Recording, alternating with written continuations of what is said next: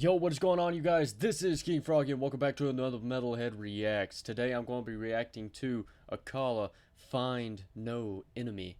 Now, it's been a while since we've reacted to an actual Akala song rather than a Fire in the Booth, so I'm excited to jump back into this.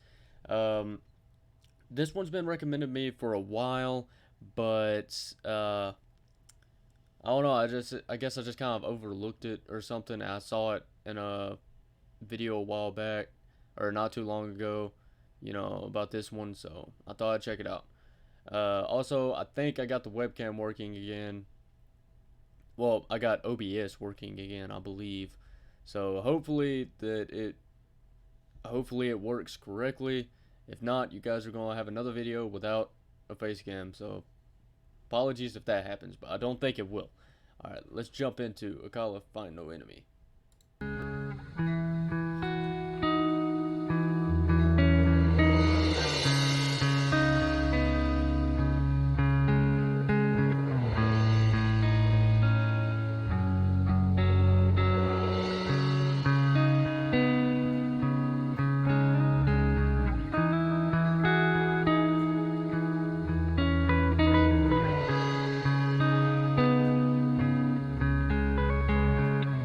I really like the instrumentals in this so far. Apparently, I'm second generation, black Caribbean and half white Scottish, whatever that means. See, lately, I feel confused with the boxes, cause to me, all they do is breed conflict. It's not that I've lost touch with reality of racism, sexism and nationality. Just to me, all seems like insanity. Why must I rob you of your humanity to feel good about mine? It's all about crime, dehumanizing, how I justify them, so I must keep lying about the history of Africa, so I can live with the massacres and repeat my mantra. Muslim terrorist, so I can sleep at night as bombs take flight. Eyes open wide, but I'm blind to the sight. Too busy chasing the perfect life, and the working class keep them uneducated. Truly educated men can never be a racist. Educate is to draw out what is within. Are we not all the same under the skin? I got a heart like yours that pumps blood and oxygen, and insecurities a whole lot of them. I'm scared like you deep down. I really do care that the world's not fair like you, but I don't even believe my own prayers like you. Chasing career, going nowhere like you. Lost in a fog of my own insecurity. I hold myself up as an image of purity, and I judge everybody else by the color of the skin or the size of their wealth. But it's not good for my health, as the only one I ever really judge is myself. The oppressor must suffer like the oppressed, though I pretend I'm in control of this mess by inflating my ego, puffing my chest. See our weakness and I need to show strength for what we think strong is, cause if we're honest, true strength is the strength to be honest. And if I'm honest, I am just tired. If I'm honest, I am just tired. Tired of every day filling up my car and knowing that I'm paying for the bombs in Iraq. Tired of pretending it don't hurt my heart, of wanting change, not knowing where to start. Tired of listening to all the conditioning and all the forms that they got me filling. And next time you see what you think is a thug and despise him, please know I was just like him, cause I was like 8. First time I saw crack, same time I first smoked weed, choking on blowbacks. First time I saw a knife penetrate flesh, it was meat cleavers to the back of the head. As I grew and teenage years passed, many more knives pierced and the shots blast. And I ain't saying I had the worst upbringing, but there's a million young men just like me in prison. We complain about racism, elevate clowns with their trousers down, swinging they dick round. Maybe that is not quite literal, but everything they do is just a stereotypical. To my real fans, I feel your pain, and I get the messages, but don't complain that we ain't got more fame. We're playing our part. They can keep the charts, all I want is your hearts. They can keep the charts, all I want is your hearts. They can keep the charts, all I want is your hearts. Call it Black Radio. Alright, I'm going to pause it there because one thing he says there is he doesn't really care about the fame that he gets, because all he wants is, the hearts of his fans. And that's pretty inspirational, because that is something that is sorely lacking in today's music industry and anything like that, because people more focus on filling their pockets rather than caring about, the people that they're singing for, and the people that get them to where they are. Then you go back up, he talks about how, when he was 8 years old, he saw crack for the first time. He smoked weed, choking on blowbacks. I can't speak. first time I saw knives penetrate flesh, it was meat cleavers to the back of the head. So like basically he had a rough childhood, but and especially teenage years too. But he says that even though he didn't have the worst upbringing, there's plenty of people like him in prison. So like that's that gives you a little backstory on Akala himself, and then go back up. It also says that often he let's see. I hold myself up as an image of purity, and I judge everybody else by the color of their skin or the size of their wealth, but it's not good for my health, as the only one I will ever really judge is myself. So, that talks about like I don't know if that's him actually feeling that. It could be. Um, I mean, if you think about it, like how many people actually like judge people by like that is like a big problem in today's society is that people are judged by the color of their skin. They're judged by how much wealth they have. They're judged by the past that they've suffered through. So like you can't judge people like that because yeah, someone may have had a rough past, and yeah, someone may look different than you, and yeah, someone may have more money than you or less money than you.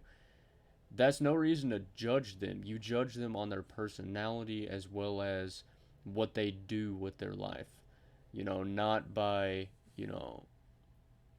just by certain actions that they have done or certain actions, stuff like that, or something that makes them different from you is not a reason to judge them, because they could be as good of a person or even better than the person that is judging them, because people change and people try to do something with their life, and sometimes it happens. So you can't always judge people. It's like the old saying, you can't judge a book by its cover, basically. um, and whenever you start reading into it, uh, whenever you find out details about the person, you know, you can't judge them off of that because they may have changed from their past. So, you can't judge off of that. All right, let's keep going.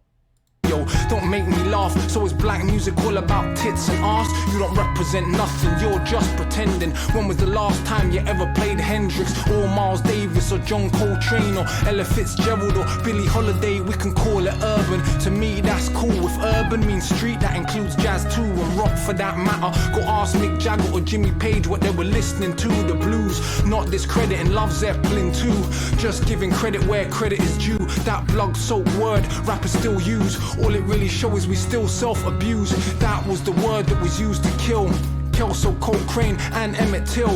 That was the word that the conscience eased and made people pleased that hung you from trees. That was the word that let the whips crack. No matter what you say, you can't take it back. And I could say they're black so I feel their pain easier, but 1915, look at Armenia. It's the whole world, this human stupidity that we choke ourselves to death, quite literally. And I can talk with my comfortable mouth, with my comfortable clothes, in my comfortable house. The tables will turn, we can but stall them. Every empire on this earth has fallen, so unless we can find another way, maybe not today, but it will come one day. And it may sound like I'm bitter, but in fact, truth be told, I am quite the opposite. I wake every day and I'm overwhelmed just to be alive and be like no one else. And the sheer weight of the thought of space is enough to keep my little ego in place. All that we chase and try to replace, all along it was right in our face. The only way we can ever change anything's to look in the mirror and to find no enemy. The only way we can ever change anything, look in the mirror and to find no enemy.